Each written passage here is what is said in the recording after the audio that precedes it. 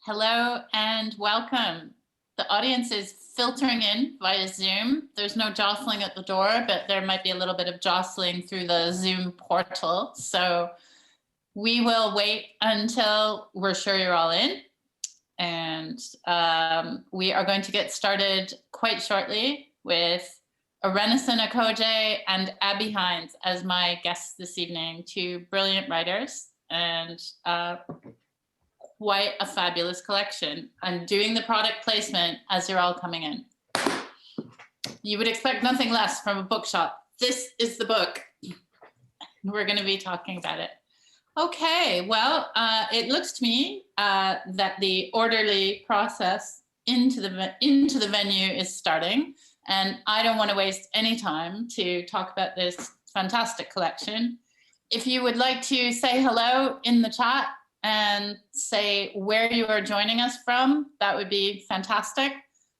If you have questions to ask this evening, the Q&A box is your friend. So without further ado, I'm going to start tonight. We have the pleasure of talking about a remarkable collection of writing. That's the thing I just waved at you, with two of the remarkable contributors, Abi Hynes and Irenosen Okojie. Thank you so much for joining us, both of you. Thank you. Thanks so much for having us. It's such a pleasure. So now I'm going to do my carefully prepared spiel.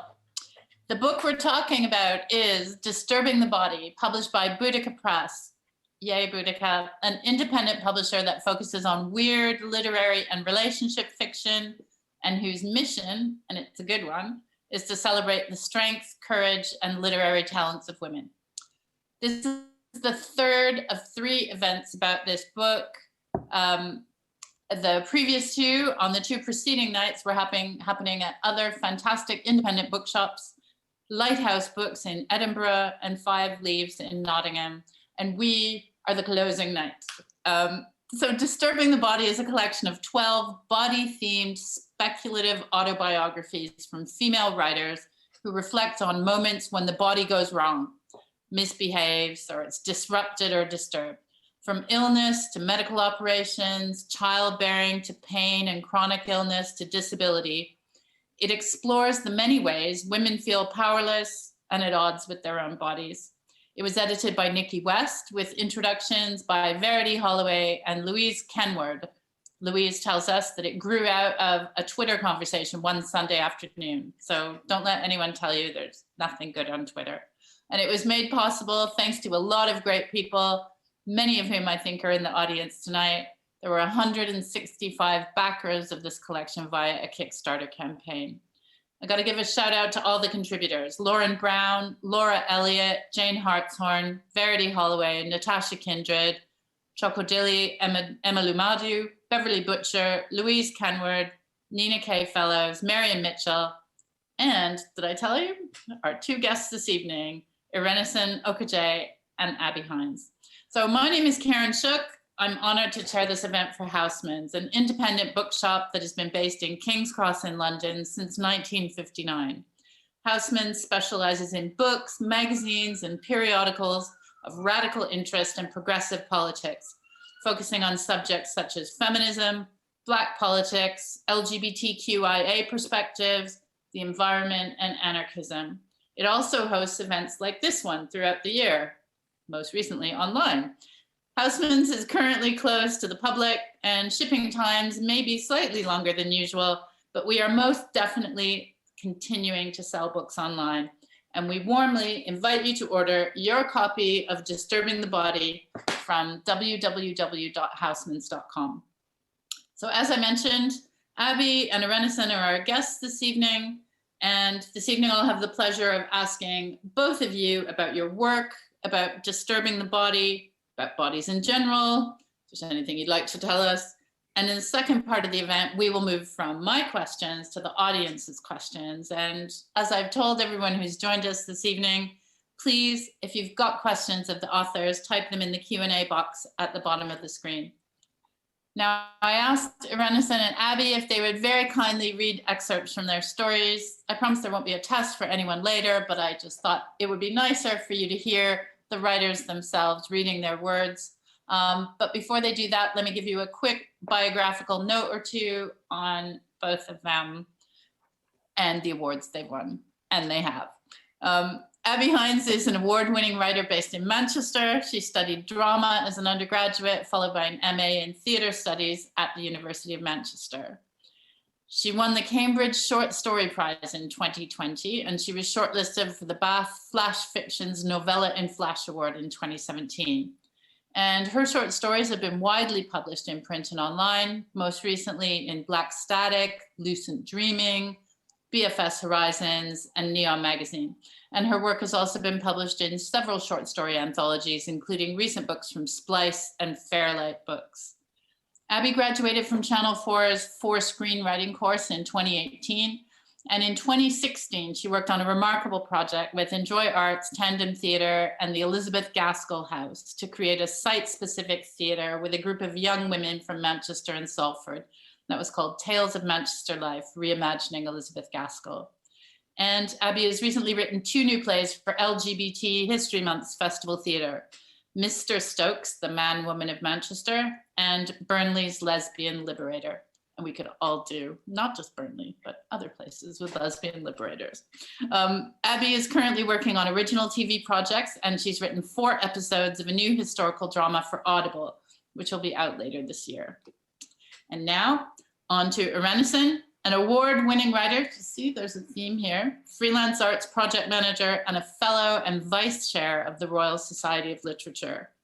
She was born in Nigeria, moved to England aged 8, and studied communications and visual culture at London Metropolitan University. She's curated events for the BBC and Moon Festival and served as a judge for the Society of Authors, the London Short Story Prize, the Royal Society of Literature, the Henley Literary Festival, and the Berlin Writing Prize, amongst others. And she was the first writer in residence for Words of Color. A lot of you will be familiar with her debut novel, Butterfly Fish, published in 2015, which won a Betty Trask Award and was shortlisted for the Edinburgh First Book Award. And her short story collection, Speak Gigantular, was shortlisted for the Edgehill Short Story Prize, the Jalak Prize, and the Saboteur Awards. And she was nominated for a Shirley Jackson Award.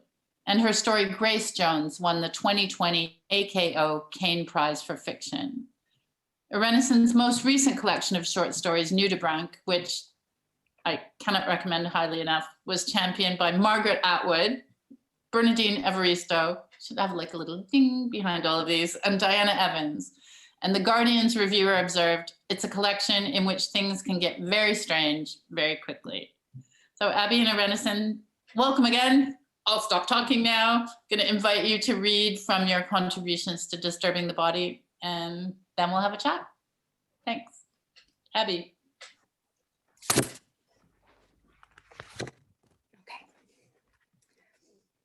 Okay. So my story is called Phantasmagoria.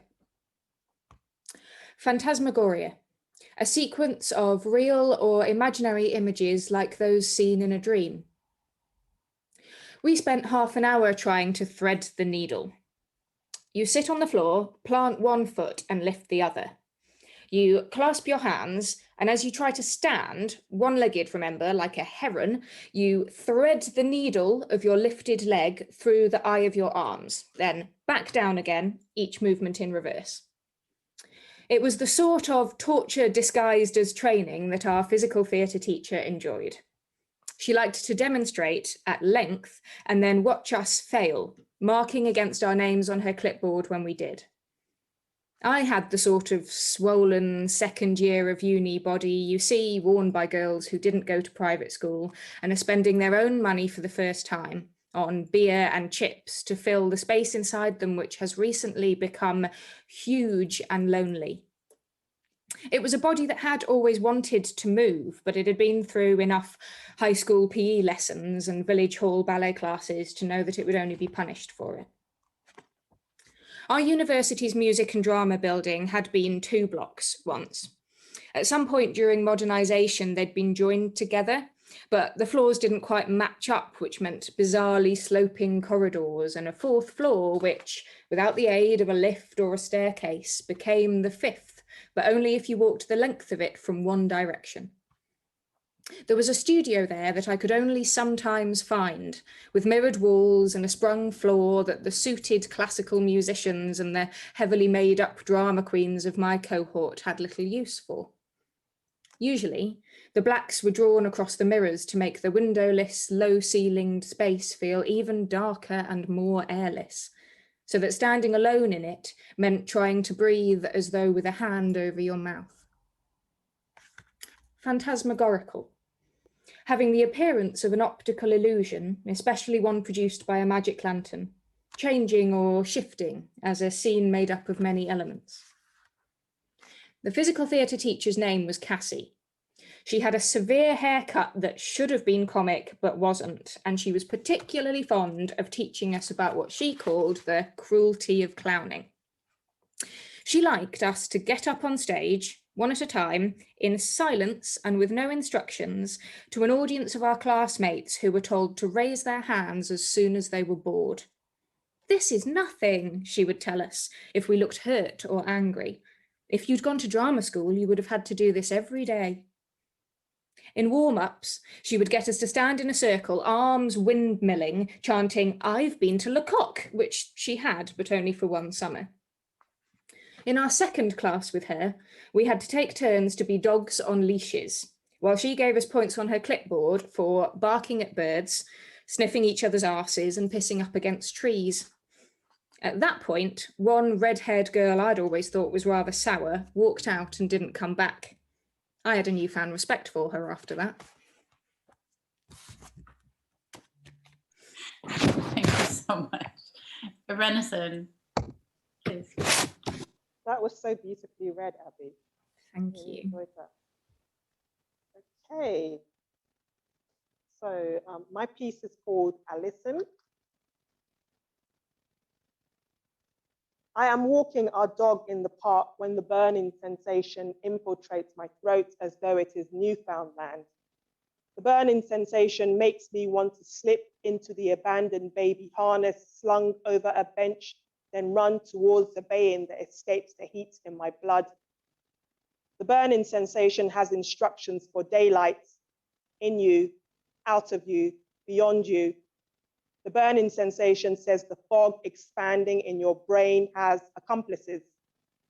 The burning sensation warns the alphabet in your mouth will collide with lightning. I have the urge to place my dog on the swing. The creak of it is music, a calming balm, or in the silver slide, winding into a sandpit studded with bright plastic buckets and shovels.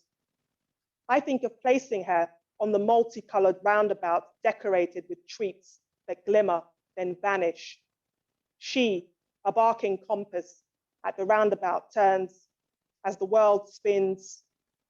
I am myself, yet I do not feel quite right. There is a thundering in my ears. My skin is clammy and warm. A heat rises in me. My mouth is dry with panic. There are clusters of people in the wide open park spaces, small colonies waiting to be ruptured by something dark, voracious, and relentless. My dog tugs on the leash, wanting to rummage for bones, oiled chip wrappers, coins with disintegrating bodies, wielding knowing gazes. 2 nights later, it is just before midnight. I am standing in my room by the wardrobe when the taste leaves my tongue. It is sudden, intense, acute.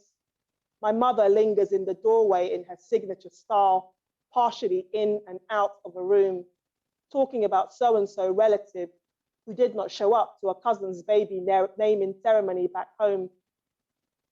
Her voice fades. The burning sensation in my throat escalates. Pathways there close up.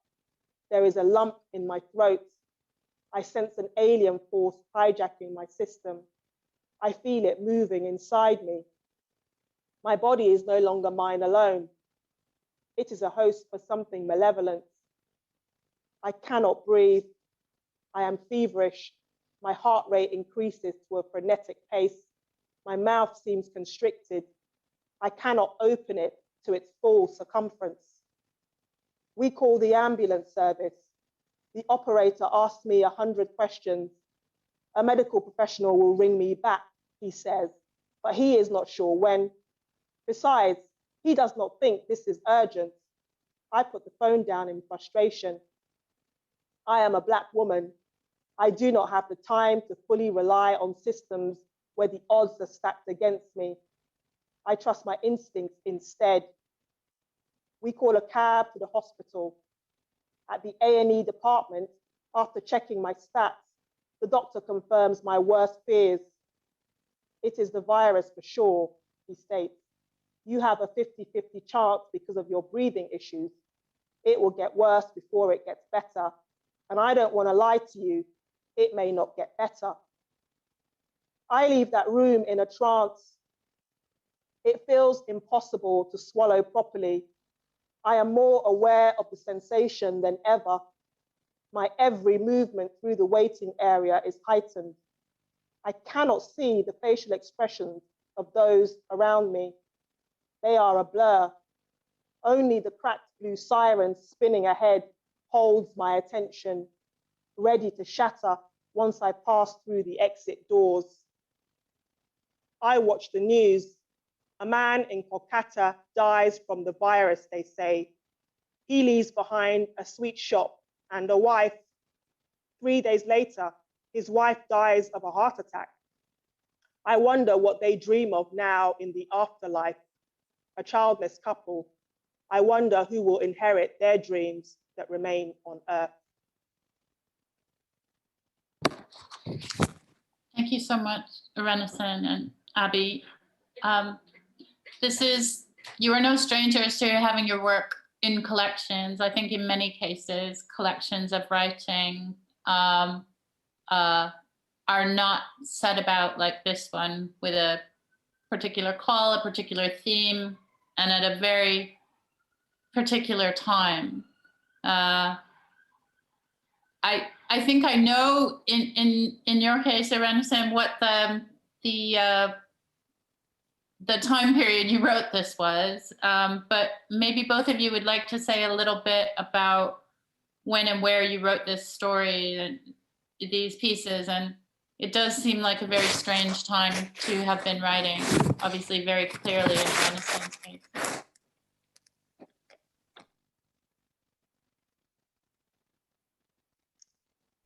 Sorry, I'm still muted. I'm just saying, Irenosen, you go for it. You go first. Oh, sure. Okay. Yeah. So, yeah, I think maybe several months after I caught the virus. So March period was when I caught it. And it was maybe 6 months later, 6 months down the line. So we were still very much in a state of uncertainty about what the virus is and what its effects were and how differently it seemed to mutate in people's bodies, and there still wasn't enough information about it. So I was kind of in a place of being relieved that I'd gotten through the other side of it, because it was a really terrifying, intense experience for me. And I remember that feeling I had in the park, that sensation in my body that something was not quite right. And, the fear that came with that, because I had a suspicion that it might be this virus since we were, being bombarded about it. And for that to come true, for that to actually, be what it was terrifying. So I was still, I think, traumatized by what I went through, because at my worst points, I wasn't able to breathe for up to 8 hours a day. And, I would go to A&E, they couldn't do anything for me. They would just send me back because they were at capacity. So each week I was kind of preparing myself like, okay, let's see if I live till next week. Let's see if I live to the following week. And, luckily I was okay in the end, but it took a long time. Yeah, I'm still processing the whole experience now. I think it will take a while to fully understand exactly what happened. and why I suffered so badly with it. But obviously I'm relieved I didn't end up on a ventilator. Yeah, and I think, Irenosen, what's so incredible in your story is that terror comes across so viscerally. I think reading your story was one of the, I've been quite shielded from the pandemic, partly because my wife and I were literally shielding for quite a while at the start of it, and partly because of the nature of the job I have. I work from home. Occasionally I've had this wave of feeling very frightened, and the rest of the time it's felt like this weird bad dream that's going on somewhere else. But one of the maybe handful of times that I felt real fear for it in this pandemic was reading your story, Irenosen, and I think the terror of that is really powerful and a really important way to end this collection, I think, with bringing it right up to date with something that so many people have obviously been dealing with. My story doesn't deal with the pandemic. It's talking about kind of historical events in my life, and my experience of writing it is much more about looking back, which I suppose is maybe something that's been happening more since we've all been stuck inside and there's kind of quite a lot of dead time to reflect. But I think this is only the second piece of anything you could describe as memoir or creative nonfiction that I've ever written, and it's certainly the first piece of that sort of work that I've ever had published. So really I was so taken with the call out when I saw Nikki's post about it, the kind of stories that they were looking for, the way that they wanted to collide speculative genres with memoir, that I couldn't resist. So it gave me the courage to have a go, really, which was amazing. Yeah, and I thought your story, your piece was really beautiful, and the kind of looking backness of it was really interesting. But also, you take us, it's so immersive because you take us right to that feeling, that desire, that passion you have for something you're really excited about, which is performing, and the sort of resistance in a way that you felt what your body was getting in the way, and that came across so well, like the kind of emotional and mental toll, like the complexity of it. I thought you did a really beautiful job. I really enjoyed reading it. Thank you. Thanks so much. Following on from that, and I'd save this as a question for later, but both of you, the idea of autobiography or memoir, literary memoir, writing about things that are clearly, the remit is, it's about you. And of course, all fiction writers, and particularly women, are often assumed to be writing autobiography when they are not. So are the stakes higher when you're writing autobiography, aside from, changing Cassie's name in case you run into her? Or, I wonder whether either of you would have been more comfortable treating these two issues, one, having COVID and being in the terrifying unknown, another, this kind of past trauma over class and shame and other things floating up. And as far as horrifying images go, Abi, the end of your story is right up there. Did either of you consider that writing in this way is a little too revealing or uncomfortable as a process? Yeah, that's why I don't normally do it. Well, partly because I don't find myself that interesting, and partly because for that reason, that it feels really exposing. I think part of that is that I've been writing fiction and drama for a long time, so I sort of know the techniques and I know how to hide in that. So partly it's writing in a new form is exposing, but yeah, definitely, like putting myself, having my real name, having my sister's name in a story feels a bit like being naked. But I think where my way in here was that I felt quite at home in writing horror, so that kind of allowed me, and I just tried to approach it like I was writing fiction. So the only way I could make myself do it was to do the same things that I do with fiction. So obviously there are things that are exaggerated or changed, or connections are made that, you know, were actually much more complicated and long-winded in real life, and all of those things that you do to tell a good fiction story, I just tried to do here. But what about you, Irenosen? Do you do more writing like this normally? Well, it's interesting. I don't do lots of nonfiction about myself. So that appealed to me, even though it's a really vulnerable thing, and I'm good at writing my weird stories about other characters. So I felt really scared to do this, and a part of me wondered if I was going to re-traumatize myself while writing it. I was like, do I really want to go there? But I also felt a real sense of urgency to document the experience in a way that was exactly like you, Abi, not too dissimilar from my fiction. So, employing sort of similar tactics where there is an element of authenticity, but, there's the fantastical and there's the strange, and that aspect of horror as well, and the body changing and what, the ugliness of what that can feel like. So I liked the challenge of it, and I wanted to see, what would come out, essentially. And it was also, I think, a cathartic experience to be able to write it in that way. So I'm really pleased about that. But for sure, it's scary. But whenever I feel scared to write, I always want to do it, because it means that I'm kind of out of my comfort zone somewhat, which I was. A part of me was like, how am I going to write this in a way that isn't just miserable?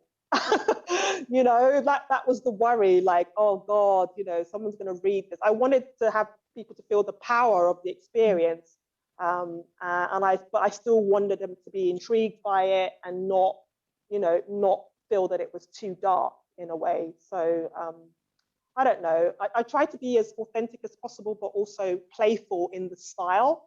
So that was how I kind of offset that darkness, was to be experimental and, incorporate elements of the news. So it feels like, the outside, as well as struggling with my own internal world, that outside world is also encroaching as well. So that's how I was able to explore it.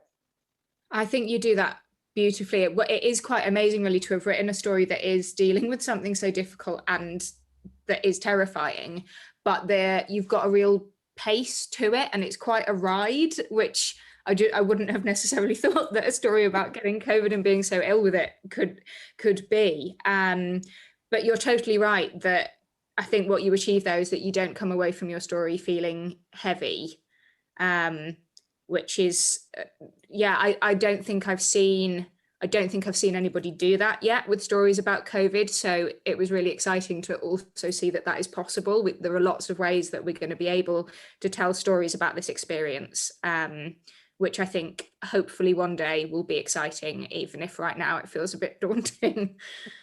Thank you. I really appreciate that. I also think you have like an amazing line in your piece. I wrote it down actually because I just loved it so much. Theory: every story about a woman's body is a horror story. I just think that line is just so amazing. And it really I was like, oh my God, it just really hit me, because of course I felt like, oh God, I do have a really complicated relationship with my body anyway, before this COVID thing, there are times where I just disliked my body, or, there are times where I thought my body was just awkward. And the fact that line like just captures, the complications of that is so brilliant. So thank you for that. Thanks very much. I think one of the things I wanted to do in my story was to just sort of express, to not fully explain because I don't fully understand it myself, but to express some of the confusion that I feel around my own body, and telling any sort of story about it, representing it in any form, is a really mixed and cloudy sort of experience for me. So I suppose I sort of wanted to communicate that in the story, which I think is why it's become quite a fragmented piece. There's lots of different elements going on in it.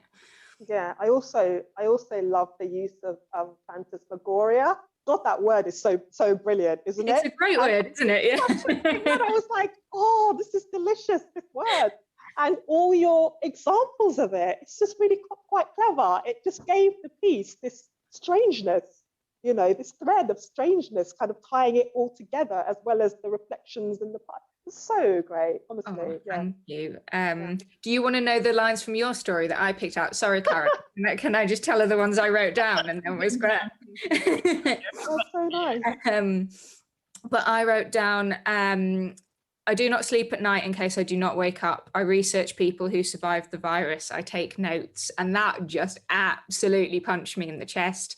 Oh. I think because, yeah, like that's what I would do. I would research and I would take notes, and the terror of that and the futility of trying to like clever your way out of something like that is taking over you, just absolutely so perfectly expressed, I thought. Yeah, and I mean, your last line, like the waiting, hollowed, unrecognizable world, like what a line to end the collection on. My God, I've probably stolen that from someone. I imagine you were going to say that at some point, Karen, but yeah, incredible. Much. I really appreciate that. Thank you. Yeah, I don't know, the sheer chutzpah of trying to cheat my way out of this virus, the audacity, but, you know, also the desperation. It was like, God, what agency do I have? What do I always do? Well, I always thoroughly research. I always plan. I always try to figure out a way when there is no way. So I'm just going to have to do that and hope the gods smile on me. Otherwise, I'd just be lying in my room, isolated, just thinking terrible things. So that was a way to kind of have a sense of power, I guess. Mm-hmm. So yeah, I'm really pleased that it came across. Yeah, absolutely. Of course, one expects that the power of autobiography comes from the truth of the lived experience and the telling of it, obviously the shaping as well. I think one of the things I loved about both your stories, although these skills were served up to horrifying effect and unsettling effect, was the writerliness, the poeticness of it, I think, and the vividness of the images. Abi, in your story, I just got to say, I always thought studying drama would be scary, and I now know just how scary.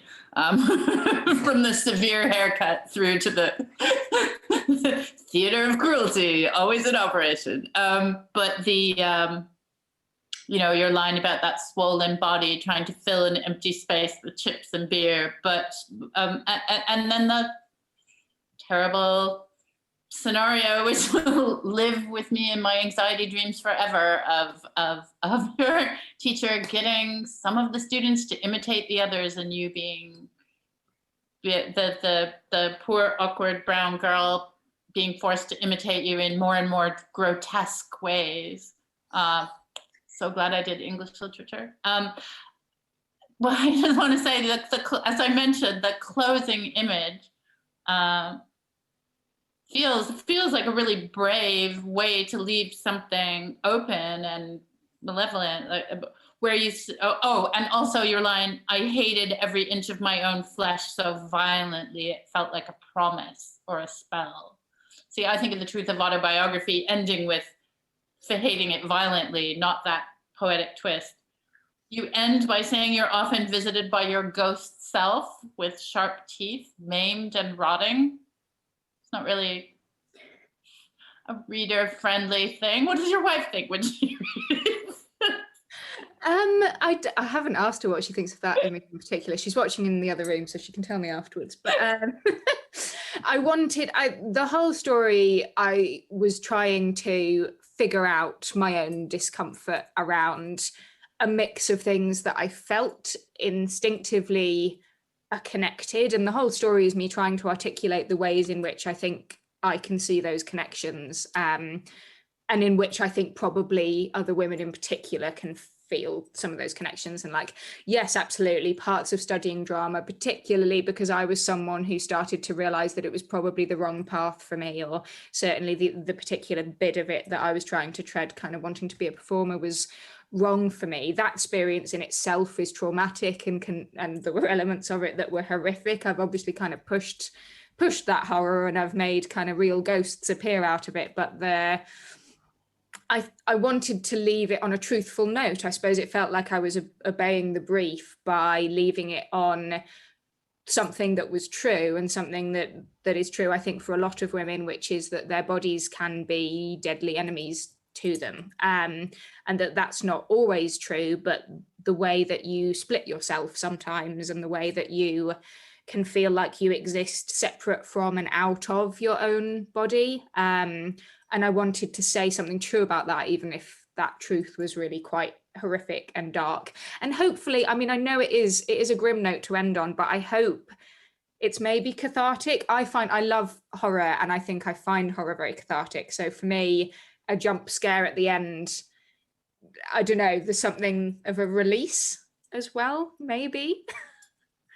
And Irenosen, I have no idea what kind of tsunami of COVID fiction is waiting for us. How many middle-aged men will have their midlife crisis plus the cleaner got COVID stories, or I don't know. But I'm glad that this was the first piece of writing on the pandemic that I read. I have to say the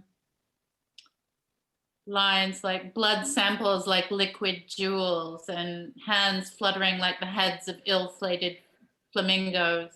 You know, the fact that this is so full of beauty as well as dread, and then that sense of parts of your body escaping. I see my lungs in the garden edging toward the washing line.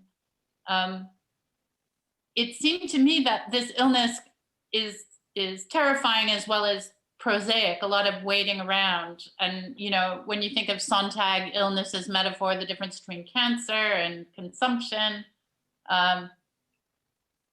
is COVID a fit subject for poetic beauty? Where did you find these pieces of poetry?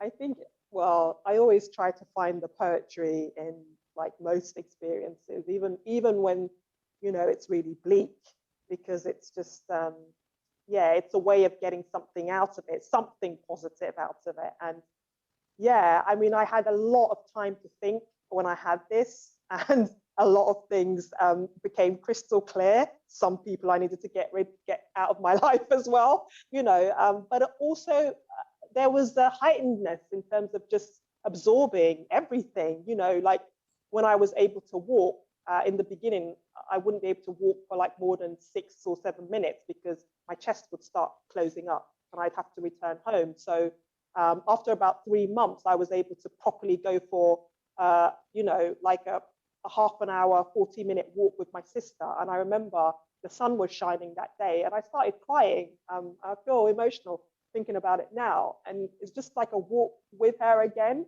because, you know, even physical touch, I wasn't allowed. This thing is so terrible that it alienates you from love when you're going through it. You know, most people with a lot of illnesses, you know, your family or people can still come around you, your friends can, you know, you don't have any of that with this. So like that walk on that day was so beautiful, you know, like the light through the trees and the squirrels running about, I just honed in on everything. And I was doing that while I was sick. I was absorbing as much beauty as possible, because, you know, each week I didn't know how long that was going to last for. So I just wanted to soak it all in. And, you know, I love poetry anyway. I'm somebody that when I first started actively writing, I would always read poetry to open up my brain, because I love what the form does. You know, they do so much with so little, and are able to really experiment. So those kind of striking images that I really look for, like I really am interested in interrogating language to produce imagery that will hopefully like make the reader pause or say, oh, you know, I didn't think about it in that way, and make you savor, you know, that context more, or think about it in a slightly more nuanced way. So yeah, where was I able to see the beauty? I kind of had to survive it, really, I think, because if I didn't, I would be succumbing to a force far greater than me. So I didn't want to do that because I felt like that was just, you know, going to take me somewhere I didn't want to go. I wanted to ask both of you maybe to look at the collection as a whole. Are there any other? I mean, I don't think there's a dud in the lot, I would say, but any particularly striking pieces or pieces that you found interesting that you wanted to mention from amongst the other contributors? Yeah, definitely. I mean, as you say, it's a really strong collection. So yeah, they're all highlights. Obviously, I think Irenosen's story totally blew me away as a way to end that collection.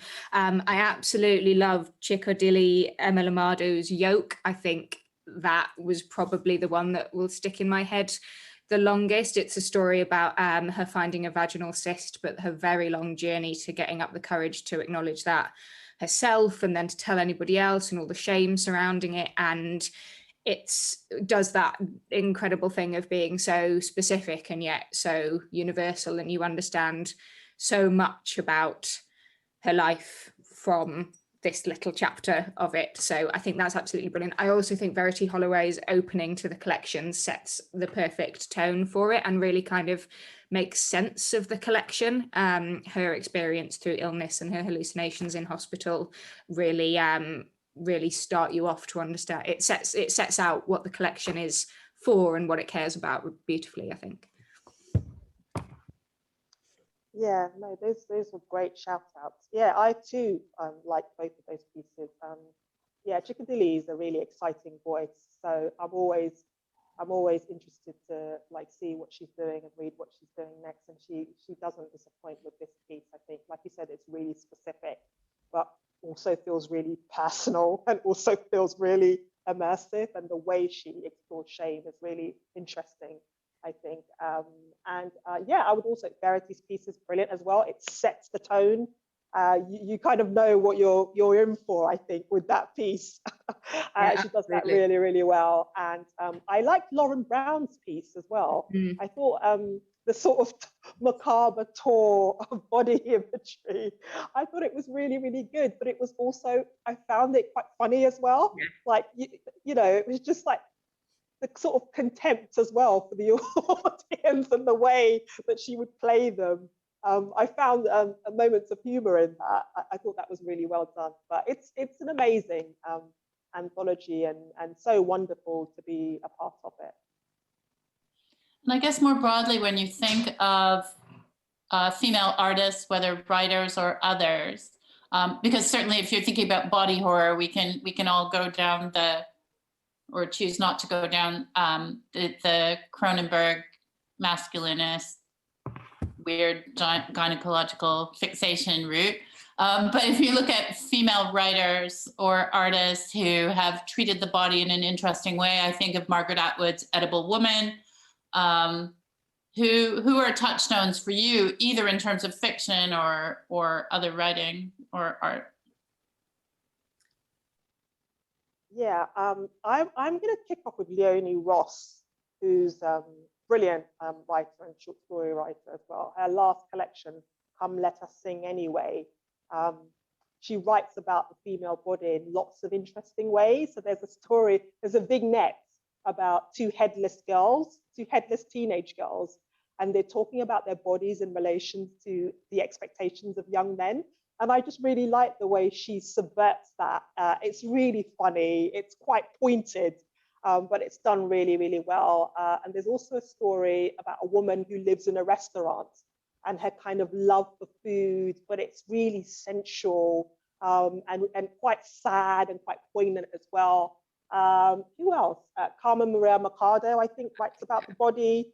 Yeah, she's one that writes about the body in a very experimental, visceral way. I think I absolutely love her writing. And Roxane Gay, actually, Roxane Gay's memoir, Hunger, which explores like this devastating thing that happened to her, you know, at a young age, like the trauma of it and how that completely changed her relationship with her body going forward. You know, and from that, she sort of explores like pleasure, tension in the body, consumption, you know, her complicated relationship with her emotional states and how food plays into that. I mean, it's done so well. But yeah, I think those three kick things off.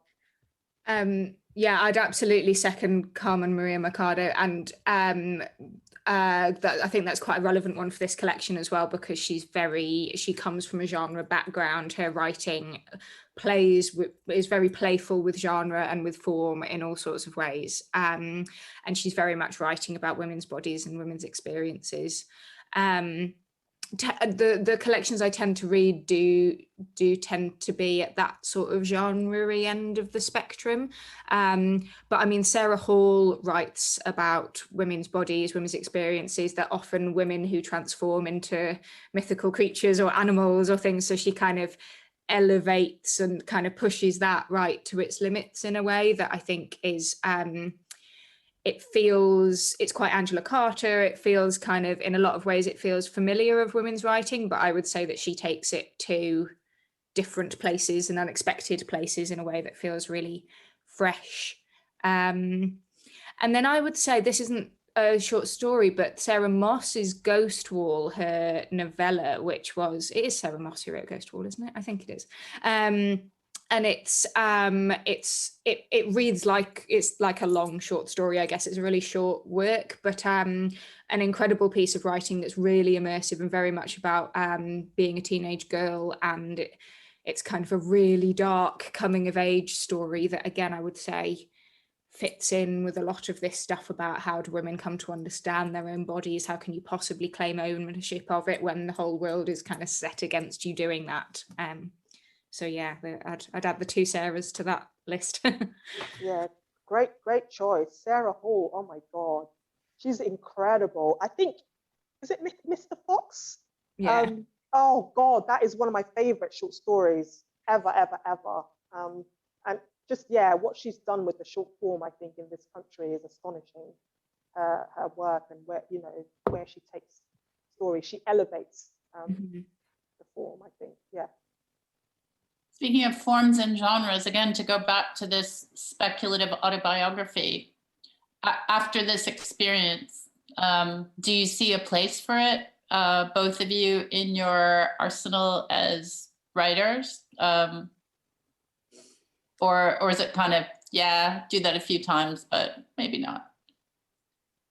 I think it's probably always something that I would do, but for the right project and for the right subject. So I don't think, as I say, I just don't think I'm all that interested in kind of myself as a kind of endless subject matter. But that said, I do quite a lot of historical writing. I do quite a lot of research, and where, as you can probably see in my story here, where I found my groove was kind of intersecting stuff that is about me, but finding all these other fascinating things that you can research and share. So yes, absolutely. But I don't think I'll be writing like a memoir myself. So I can't imagine it at the moment, but who knows? Maybe I'll write a memoir in horror when I'm 80. I mean, you never know, do you? I think I'm definitely open. Like Abi said, it just depends on what the subject matter is and how excited I am to write about myself again, because I tend to have more excitement writing about other characters. But this was such an exciting proposition. It was really hard to say no. So I mean, I'm open to it, but I'm not sure that I would write loads and loads and loads about myself. But yeah, I wouldn't say no to it in the future. It certainly makes you go to uncomfortable places, I think, and yeah, it makes you just dig a little bit deeper. Yeah, in your past, in your present, in your potential future. I kind of had to look at all of that when I was writing this piece. That was exciting, but also daunting as well. So, yeah. Irenosen, a follow-up for you. Obviously, you've been published in leading publications everywhere. Irenosen's been published everywhere.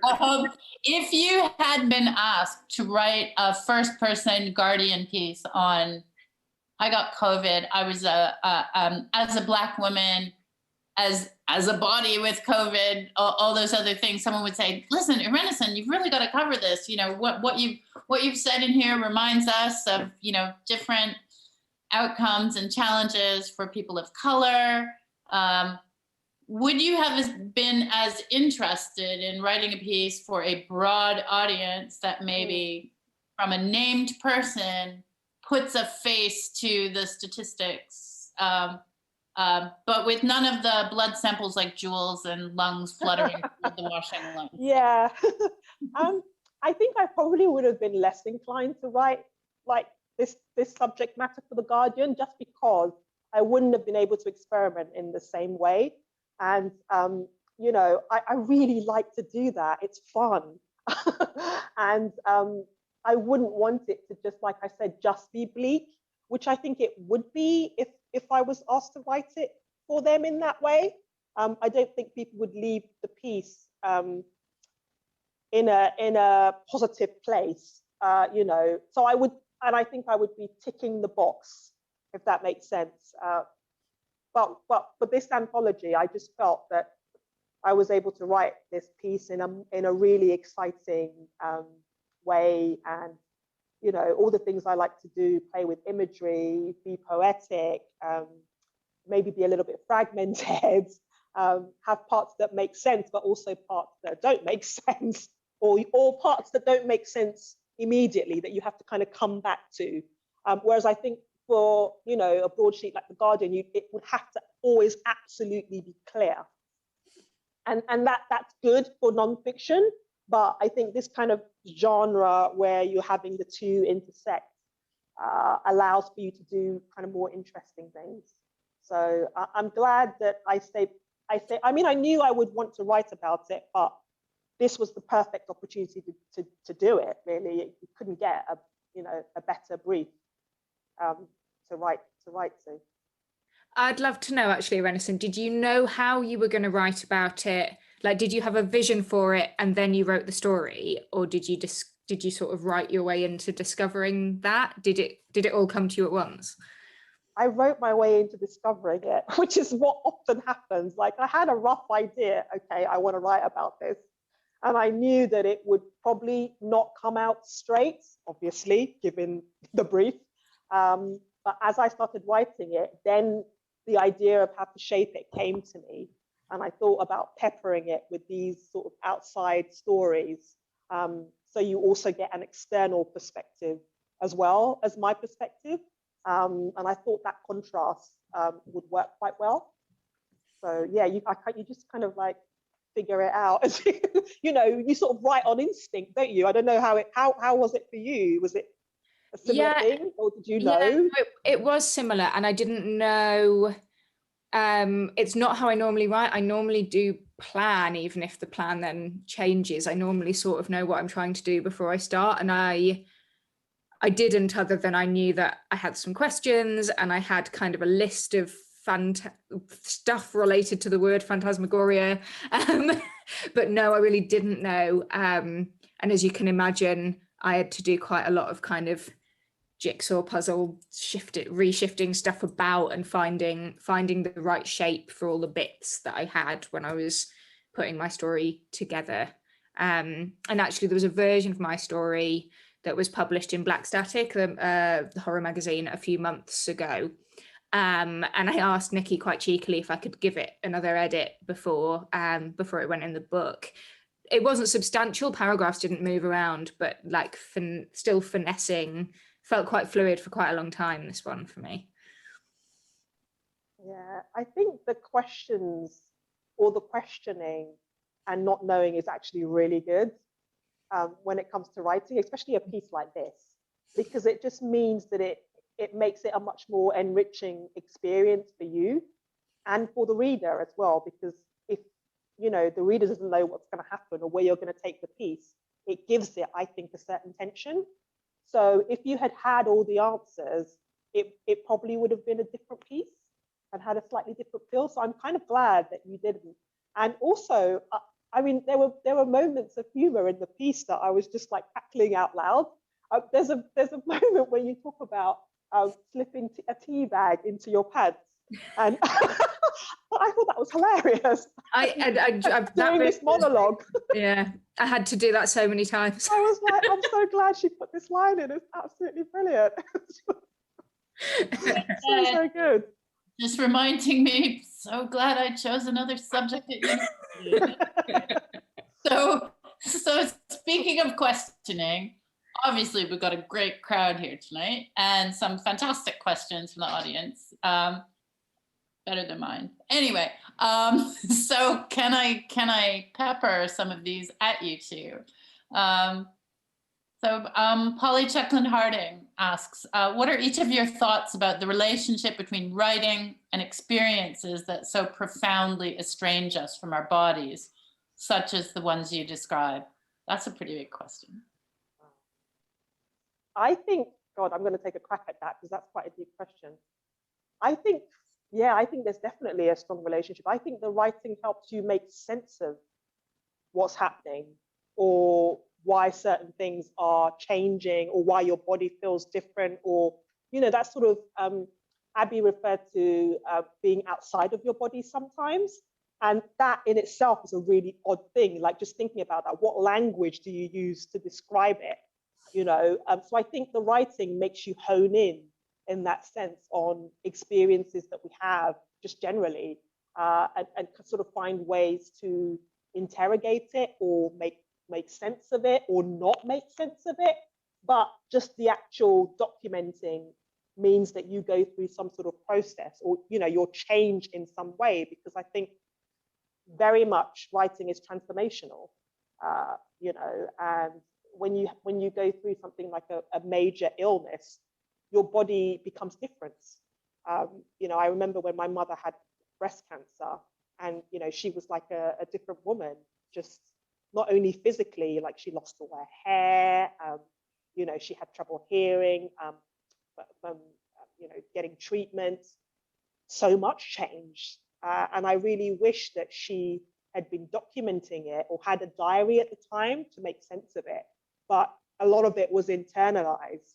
So it meant that it was slightly harder for her working through that process. But those of us who are lucky enough to be writers, or to have art in some way, I think that helps us make sense of these experiences in ways that keep us sane. I mean, if I didn't write, God knows what I would do with, you know, all the stuff that you sort of inhabit and your body stores. So it's nice to just kind of have that space for it, I think. So I think there is a strong connection between the two, for sure. That's a brilliant answer, Irenosen. Yeah, I think I agree with all of that. I think what's slightly strange for me in having written a piece about more or less my own body is that I almost don't feel like I have a body when I'm actually writing. I'm kind of all brain and spirit, and so unaware of the physicality of myself in those times. So in some ways it's an escape from being female, from having a body, from having ailments, from existing in the physical world the way that we all have to. And I suppose I mean, having talked about how horrendous my story is, I wanted to write something that was an act of love, I think. I wanted to acknowledge the difficulties, the ways in which I do feel like I'm a stranger to myself, to my body, but in a way that was loving and kind, especially towards this kind of younger version of myself that exists in this story. And I felt that love hugely in your story as well, Irenosen. Like, they're horror stories, but they're full of love. I think lots of stories in the collection actually are. Yeah, and what you said just really struck me about, you know, your body losing its physical definition. That's almost like a state of alchemy. You know what I mean? Like, it's just amazing. But you're not thinking about it consciously. You just absolutely go to that space in order to create what you need to. And that's amazing. But I wondered, you know, after you finished the piece, did you feel that sense of physicality? Because it's so complicated, you know, you like you said, you're looking back from a place of love. And I wondered while you were writing it, whether there were things you would have said to your past self, you know, like, it's okay that audition didn't go well. You know, you're going to come through, even though it feels like it's the end of the world now and you really, really want this. You know, that desire was I felt it was so acute. Are there loving things you would say to yourself But do you see what I mean now? Yeah, absolutely. And I think, that totally. And I think that's more or less what I was trying to do with the story. And whilst acknowledging that it doesn't, I'm writing from a kind of mid place of not having resolved all of that. But, and the whole thing about feeling like this stuff is a haunting. If you have any sorts of problems, I'm sure most women, but some men as well, go through stages in their lives where they feel that they're at war with their own body. And in my experience, that doesn't go away so much as I can think about my 18, 19, 20-year-old self with a lot of love and think it would be nice to pop up in a rehearsal room as a ghost and say, like, it's going to be fine. It's really awful right now, but it's going to be okay. It comes with you, and you can be kind to those ghosts and you can acknowledge them, but I think you more or less have to live with them. I mean, Irenosen, you were writing about a much more recent experience, but it felt as well that you were writing from, well, you were certainly writing from a place of having survived. So was there a comforting element to that? Was there a triumphant element to that? Like, how did that feel for you, that kind of the you that at the beginning of that story is terrified versus the you writing it? God, just huge relief, Abby. just oh my God, just lucky that I was still walking around every day. And I suppose there is a sense of triumph at the end of the piece where fate is personified, and I encounter fate, and there's a kind of reckoning about a coming morning, and that is my way of reconciling or bridging that sort of awful chasm of just everything being suspended, which it was, the not knowing for a long time. But then once I got past 2 months, I thought, okay, I'm still alive at 2 months. It's okay. I still have some symptoms like, the sort of brain fog and the bouts of tiredness that are still there. But I was just really, really thrilled to, be on the other side. I consider myself really, really lucky. And while I was ill, I was actively working hard to do as much as I could to be well. I was doing as much as possible. So to get to have that arc in the piece, like, thank you so much for noticing that, I think was important, so that there is some momentum, like you said, that it's not just in one place, that there is a kind of, a forwardness to it. So, yeah. No, I feel like what you did, you told your own story in a very specific and very kind of, it felt very immediate. But you also told the experience of the pandemic for all of us, I think, from that complete confusion and terror that we all had at the start, and which part of me had forgotten until I read your piece, I think, like had sort of blocked it out and tried to move on. And you took us through to kind of, we're not out yet, but we can look at the door, in a way that it felt reassuring to me as a reader. So yeah, thank you for that. Oh, thank you so much. I'm glad we're in a better place than we were.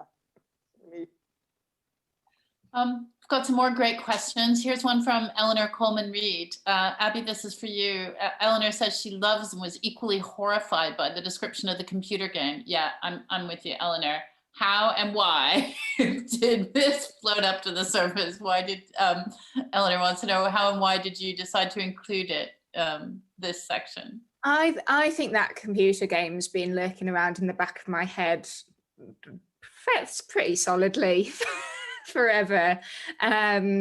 I think my sister might even be in the audience tonight, and I can't quite remember if we were quite as young as I've said in the story. I kind of, for effect, did the lowest estimate of how old I think we were. But even if we were 2 or 3 years older than that, it was a fairly traumatic game to have spent, I think, a good number of hours playing. And I think because, and I mean, it was interesting researching it afterwards. A woman made it. She was one of the first kind of really big, really famous female game makers. This was a PC game, like on a CD-ROM, and it had these real life, this real footage.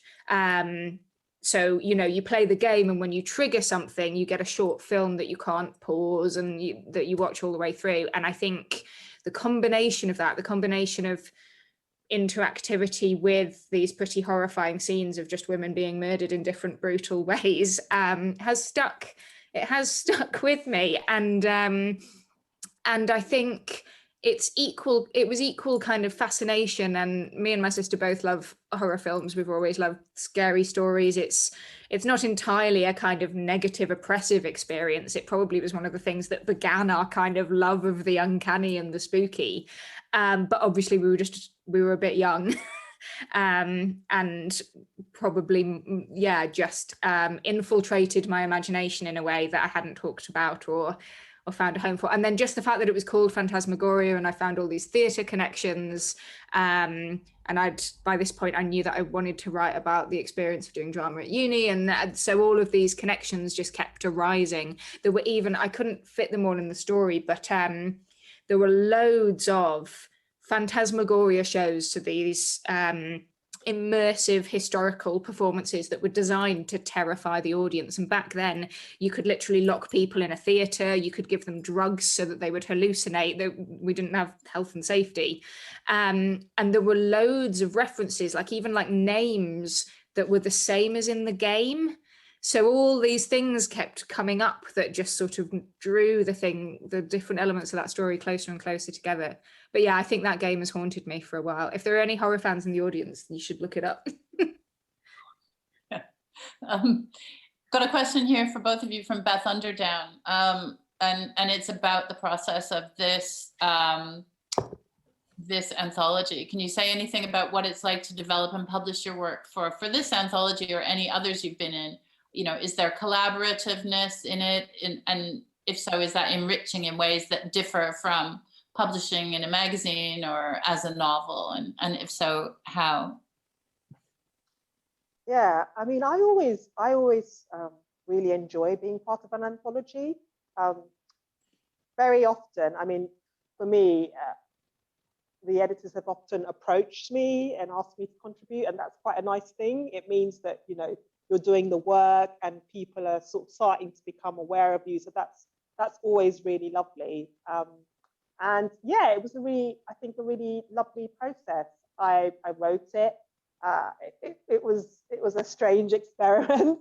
I submitted it to Nikki, who was really positive and, you know, had some suggestions, which I, you know, took on board.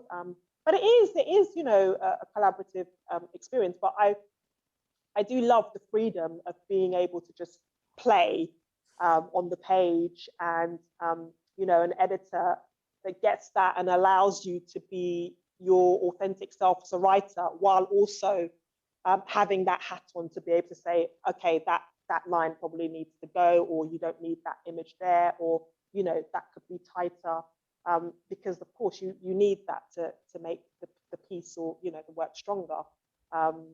So I've gotten to a place now where I enjoy that process. In the beginning, I found that quite tough, you know, as I'm sure, you know, many writers do. Not from a place of preciousness, just because it's like, oh God, they didn't like it, you know. And of course, that's not true. They just want to make it better. So I you know, I enjoy that process, and yeah, it's been a joy to be part of this and see the response to it. Yeah, and I came through the open call. So I saw the call out on social media, and I don't normally these days write something specifically for a call if I don't know that I'm going to get a commission out of it. But this one was so fascinating that I thought, well, at the very least, I'll have had an interesting time having a go. So then, yeah, was delighted to make it into the anthology. And it wasn't collaborative in the sense that I don't think any of us, or certainly I, wasn't sharing my work with other writers in the collection. I didn't know most of the other writers in this collection until we started doing things like this. But I think what Nikki and Verity and Louise have done such a beautiful job of doing is put together stories that they don't just all answer the brief. It feels like they are they've come to make something more than the sum of their parts, and there are threads in common, and you can spot little similarities, whether that's in style or approach or ideas that recur. So it's been a lovely experience reading the other stories and watching how mine connects to them. And I think that's, for me, what's really lovely about being in an anthology, because you see your work in context in a way that a piece on its own, you don't always. Yeah. It's like the art of a great party. The works end up being in dialogue with each other because someone has set the scene in a way for it to happen. Yeah, absolutely. Got a question from Ian. Tell me about your story openings, both of you. They're both quite vivid and physical, threading the needle for Abi and the feverish panic for Irenosen. So how difficult was it to start each piece strongly, which clearly you've done? For me, I took myself right back to the first moment I felt like something was wrong. And it was really key, I think, that I start the piece off that way. It was such a visceral experience for me at the time. And I wanted to sort of capture every sort of element of it, but also throw in slightly more poetic elements too, so that it's not just the kind of horror, but there is a tension there right from the beginning, and I think that sets the piece up really well.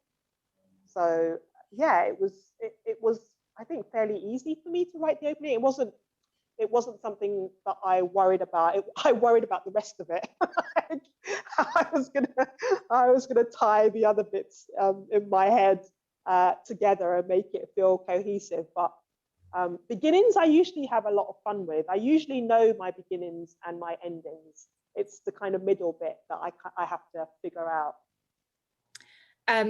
Yeah, I'm exactly the same, actually. I wonder if it's the short story form that, because they demand you've got to have a really good opening and a really good end, otherwise it's not a successful short story, and what you do in the middle is a little bit more up for grabs. So yeah, I'm the same. I said, the rest of it's quite patchwork. I played with it, I moved stuff around quite a lot, I tried it in different orders, but I think the threading the needle bit was the first thing I wrote, and I don't think that ever moved from being the beginning of my story, just because when I first sat down to write about the difficult parts that I experienced in being kind of embodied as a young woman studying that course, that was the most visceral memory that came to mind, because she made us do it for about, in my head it was 2 hours, maybe it was really only an hour, but like our thighs were burning, our backs were burning. I had bruises like at the bottom of my back and in my bum from falling on the hard floor. So I think I wanted to be right in that moment, and I think both our stories, actually, Irenosen, they're both very, you're kind of looking out. The reader is looking out from behind our eyes in those opening moments. You're kind of inviting them to sit in your body for that moment, which I guess maybe isn't that surprising given kind of the nature of the call out, possibly. Yeah, I think we did very well to do it in that way, Abby. I think we met the brief, certainly. Yeah. From just like, yeah, okay, met the brief from the get-go. That's always, and I think that gives you confidence, going forward as you write, because you want to, what you said is so spot on about the short story, that I think that like it's got to have a good beginning and it's got to end well. Otherwise somehow you haven't done it right. Yeah, and I think also with those two things, your reader comes away remembering those two things. If you've messed up a little bit in the middle, you probably yeah absolutely. I'm taking notes on the sandwich approach. So a very wise question from an anonymous attendee. Abi, you seem to reconcile yourself with the normality of the soft, rounded 19-year-old. And you're right. If young women did have that confidence in their own skin, we could avoid such turmoil. So how do we help that realization to happen sooner? This sort of touches on what we were talking about earlier. Or is this only something that you come to later after years of unavoidable insecurity and vaginal cyst shaming? No, I don't think it's unavoidable. And I think the generation, or the kind of half generation even, that are coming up behind us, like my niece is 20 and she's not completely free of some of this stuff, but I see her and her friends who are, I think, at least kind of angry about it and at least a bit more aware of it than I was at that age. And also I think just all of us in our own small, my approach to it is just, I want to put things out into the world that do their own small acts of love, and that refused. So when you write about anything to do with kind of body shaming or eating disorders or body dysphoria or any of the stuff that is kind of hinted at in my story, I want to be able to tell the truth about those things without putting more of it into the world. And sometimes that's a tricky balance, and I don't think I always get it right. I probably haven't got it right in this, but the attempt is important, I think, to not kind of tell more stories that tell young women that they should feel certain ways about themselves. Irenosen, I'd be interested to know what you think on that as well, actually. Yeah, no, I mean, I think, like you said, the younger generation, they're so much more aware. There's also so much more content around it, and also like information is so much more accessible for them.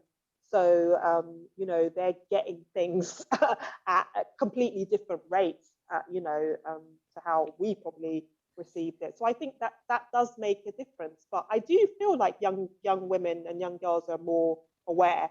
You know, I have a little cousin who's way more confident than I was at her age, and you know, sort of very comfortable in her own body. I mean, I don't know if that will change, and it probably will fluctuate. You know, as you take some hits in life, you know, we know what happens. Suddenly you're feeling differently about your body. But certainly I do encourage her sense of agency and her ability to like claim her own space and not necessarily aspire to like what the media say, you know, like you have to look a certain way. You know, no, you find a way that you feel comfortable being, as long as you like yourself and you're happy with who you are and you're happy with your body. That's the important thing. You don't have to hold yourself to other people's standards. I mean, obviously it's complicated, but I do encourage that in her. So yeah, I think it's important. So we've got time for just a few more questions. Thanks to everyone who's staying with us, and thanks to Irenosen and Abi for hanging around. Obviously, there's not that many places you could be going. Is this room or the next room? Exactly. Got a great question from Amy McLaughlin here. How, if at all, did the process around the linguistic choices you made change because of the work being autobiographical? I think we've talked about this a bit before, but there's more we want to know. I don't think it changed that much for me, actually. And also, I think the fact that it was a non-fiction piece, because I haven't written loads of non-fiction anyway, I don't think. I've written some, but it's not really an area that I've done lots and lots of work in.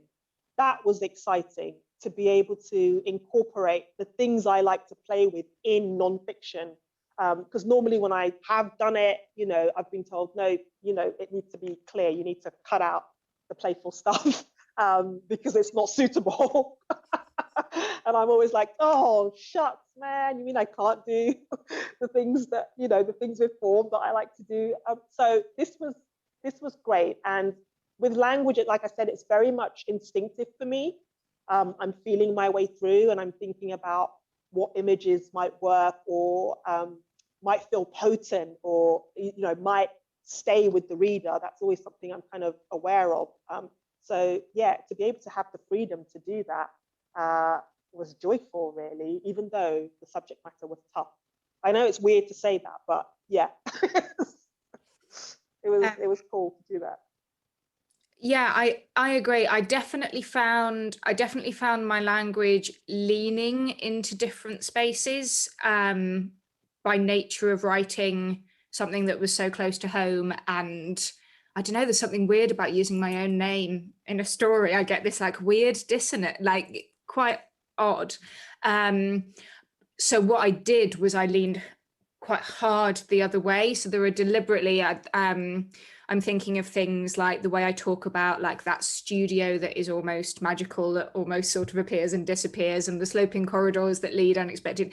And the way I talk about them, it gets quite the language gets heightened, and the style of sentences are almost kind of storyteller, slightly fairy tale-y. And that was kind of, I guess, deliberately to turn what is just a story about myself into something a bit elevated and into something that feels like literature, at least, even if it's not.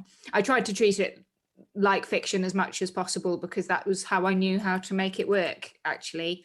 So I don't know if there are some really wonderful memoirists and non-fiction writers who can do much cleaner prose and it's still really impactful. I'd have a better shot at doing that in fiction, I think, than in something like this where I needed distance, actually. I found myself needing to make distance in language because I didn't have it in subject matter, if that makes sense. These are great answers. I'm sending little gold stars to both of you, and I could listen to this forever, as I think, you know, the fact that everyone who's come in is still here thinks the same. This has been such a great conversation. Got just a couple more questions. Polly Checkland Harding apologizes for being cheeky and asking a second question, but Polly, I'm with you. I've asked about 87, so it's fine. Irenosen's point about how COVID isolates people, even in the midst of dreadful illness, is such a poignant one.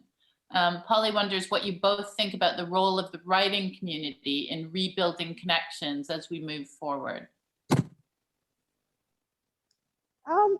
Yeah, I mean, I think that's the really important thing. Oh my God, I've been missing other writers. I've been missing sort of running into the things that we took for granted before, like you would go to an event or go to a theatre, you would run into, inevitably, whenever I would go to my local theatre, I would run into another writer just in the corridors. And those moments are so special. Like I look back on them now and hold on to them.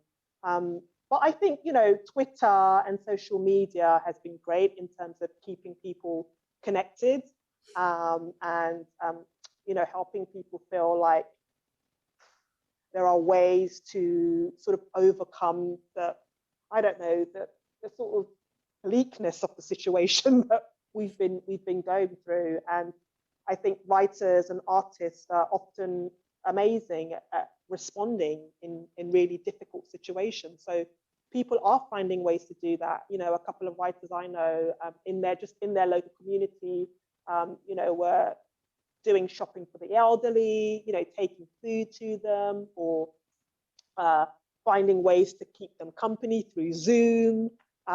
People are coming up with ways to stay connected during the situation that we find ourselves in. And I think that's really, really important. And then I think hopefully we will take some of the lessons that we've learned going forward. We will think about ways of maintaining our connections or just how we do things. I mean, certainly a lot of stuff has shifted for me. So I think it will be interesting to have these conversations going forward, or to see what that looks like, But yeah, I certainly think that writers have played a big part in maintaining that sense of community and, keeping each other going as well. Certainly some of my writer friends have really helped me through this period. So it's important.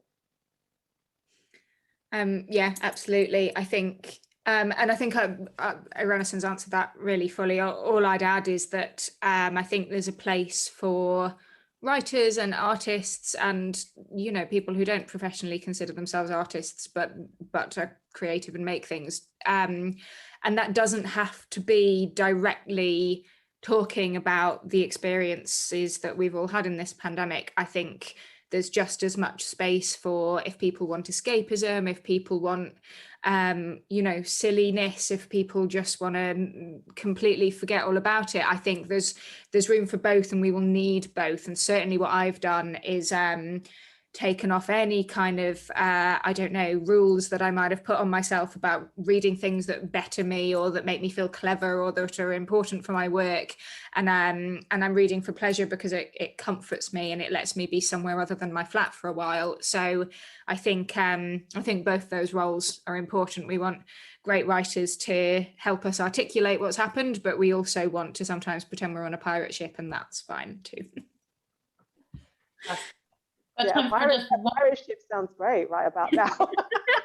I think that's why it's in my head, like anywhere far away. As long as they don't have to do thread the needle or theater cruelty, I think just good old-fashioned swashbuckling, probably.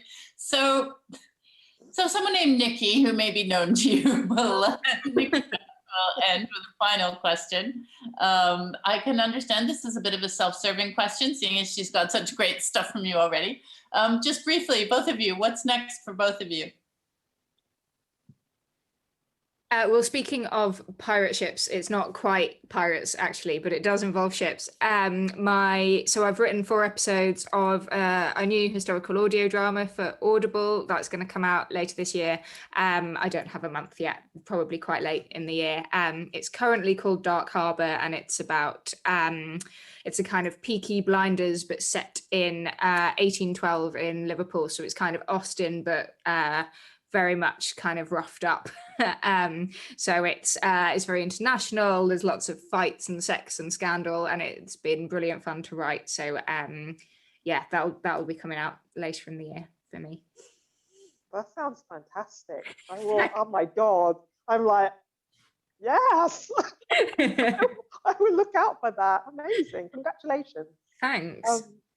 What's next for me? Well, I've been working on a novel, which is taking a bit of a back seat, given everything that's happened. But yeah, I'm looking forward to immersing myself in it.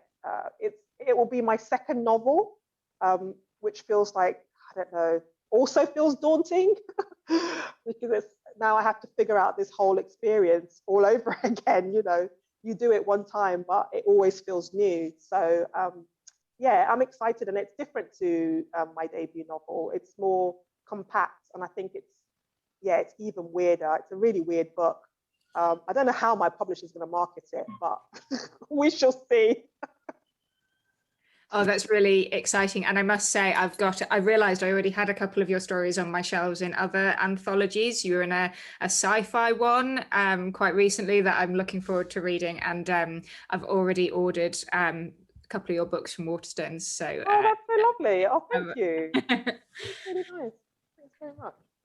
Well, and for those of you who do not have enough of these 2 brilliant female writers on your shelves, let me do the product placement once again, because it's time for me to say thank you very much to Irenosen and to Abi, to all the contributors to this fantastic collection, to Boudicca Press for bringing it to us, for the Twitter thread that started it all.